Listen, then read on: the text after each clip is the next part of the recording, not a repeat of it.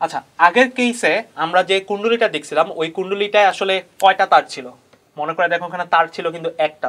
আচ্ছা, এখন যদি কেউ ইচ্ছা করে অনেকগুলা তার পেঁচায়, মনে করো এরকম, যেটাকে আমরা বাংলায় বলি পাক সংখ্যা, ঠিক আছে, আর ইংলিশতে বলে ওয়াইন্ডিংস, কয়টা কয়েল বা ওয়াইন্ডিংস আছে, ধরো যে বারবার যদি এই জিনিসটাকে পেঁচাইতে থাকে তারটাকে, মনে করো একটা প্যাচ না দিয়ে কয়েকটা প্যাচ দিল, মনে করো যে এন সংখ্যক প্যাচ দিল, তাহলে কি হয়ে যাবে? প্রত্যেকটা প্যাচের মধ্যে আলাদা আলাদাভাবে টর্ক কাজ করবে এবং সবগুলো টর্ক কি একই দিকে কাজ করবে। তাহলে কি হবে? যে যত প্যাচ দিবা তত হলো টর্কের মানটা বাড়তে থাকবে। দুইটা প্যাচ দিলে টর্কের মানটা দ্বিগুণ হয়ে যাবে। চিন্তা করে দেখো, দুইটা প্যাচের উপর কিন্তু টর্ক একই দিকে একই মানে একইভাবে কাজ করতে হবে।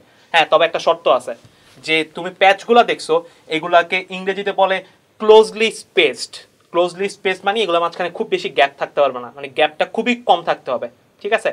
সো তোমার এখানে যে টর্কটা আছে এই টর্কটা আসলে পাক সংখ্যার সাথে সাথে হলো গিয়ে কি করতে থাকবে? গুণ হতে থাকবে।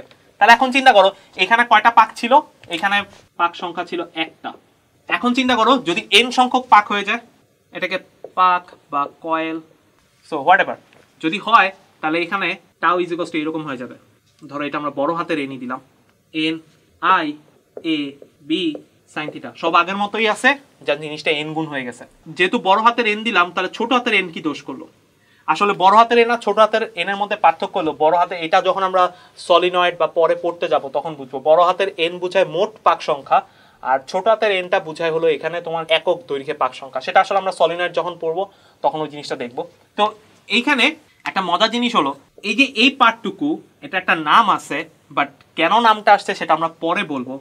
এই পার্টটুকুর নাম হলো চৌম্বক ভ্রামক, ইংরেজিতে যেটা বলে সেটাকে বলে ম্যাগনেটিক মোমেন্ট। সো এটা কেন এরকম নাম আসছে সেটা আমরা এখন দেখবো না, সেটা আমরা আরো কিছু দূর, আরো কয়েকটা লেকচার গেলে তারপর আমরা এই জিনিসটা বুঝবো। আপাতত এটা মাথা রাখো, মাথা না রাখলে সমস্যা নাই, বাট আলটিমেটলি এই জিনিসটা একটা বৈশিষ্ট্য, এটা আমরা জাস্ট একটা হিন্স দিয়ে রাখলাম, এটা আমরা সামনে গেলে এইটা কাজে লাগবে। আচ্ছা, এবার আরেকটা জিনিস আমরা খেয়াল করি, সেটা হলো এরকম, যে ধরো আমার যে লুপটা ছিল, আমার লুপটা কেমন ছিল? আমার লুপটা ছিল হলো কি এরকম, ঠিক না? এরকম ছিল।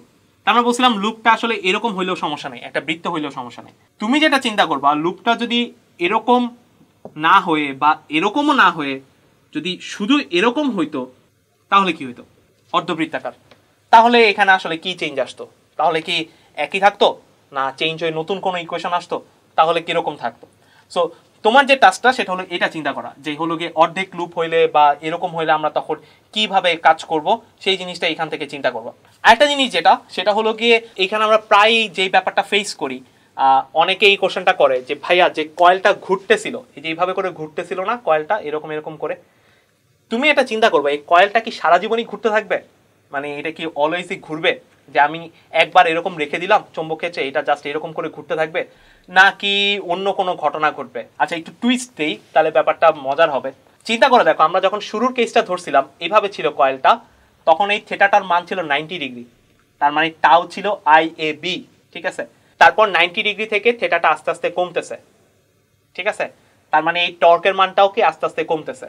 এখন এই জিনিসটা ঘুরতে ঘুরতে যখন এরকম হয়ে যাবে, চিন্তা করো শুরুতে ছিল এইটা, তারপর ঘুরতে ঘুরতে এরকম যখন হয়ে গেছে, তখন একটু চিন্তা করে দেখো এই থেটাটার মান কিন্তু তখন 0 ডিগ্রি হয়ে যাবে। আর যদি 0 ডিগ্রি হয়ে যায়, তাহলে এই টর্কের মান কত আসবে?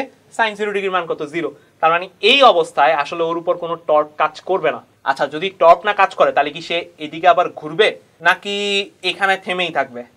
সো এইটা একটু চিন্তা করো, আর চিন্তা করার সময় সরলচন্দ্রিত স্পন্দনের সাথে একটু ম্যাচ আপ করতে চেষ্টা করো। যদি অ্যান্সারটা বলেই দিছি, সরলচন্দ্রিত স্পন্দনের সাথে ম্যাচ আপ করতে চেষ্টা করো, যে আসলে ঘটনাটা কি ঘটে, যে পুরা কি বৃত্তাকার পথে ঘুরবে, নাকি অন্য কোনো, নাকি এই জায়গায় গিয়ে থেমে যাবে, নাকি আসলে এরকম এরকম করতে থাকবে।